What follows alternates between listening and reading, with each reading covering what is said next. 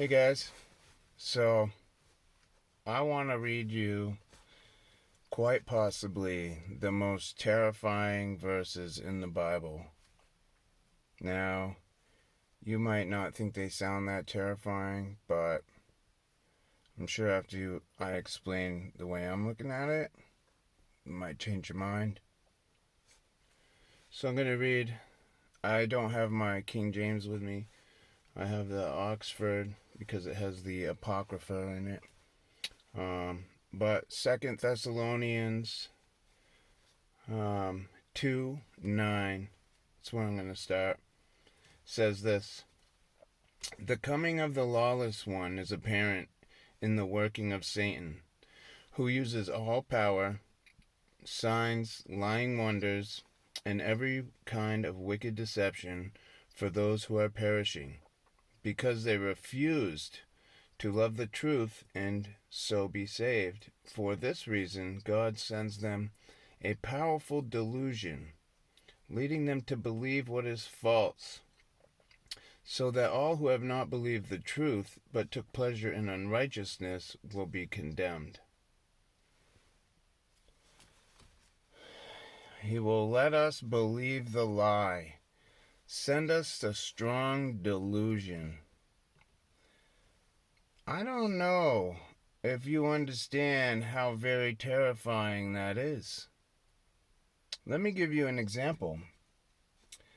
I'm going to go ahead and fall for some false doctrine, and I'm going to go ahead and say, oh yeah, the millennial reign, Christ is going to have an earthly kingdom and he'll reign on earth for 1,000 years, and I wanted to believe that. God will allow me to think I'm right, even though I'll be damned for it. How many things do you think you're right about? Does God agree with you? We really gotta assess our situation, I think.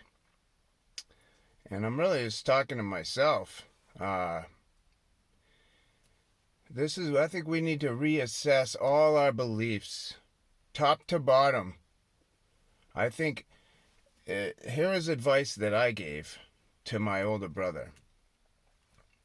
I said, forget everything you know and start from scratch, reassessing the world, and only believe and understand what you can observe or that's in the Bible.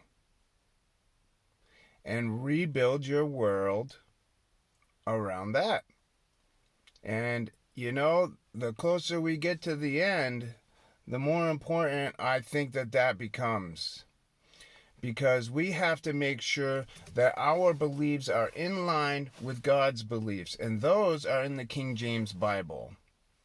So we need to make sure that our beliefs are in line with God. Because if we're just believing whatever we want, He'll let us. He will let us. How terrifying is that? He's not going to be like, oh, you probably don't want to believe that. I'm sure that there will be, instances where he tries to show you, but what if you're not hearing? This is so important, you guys. So important.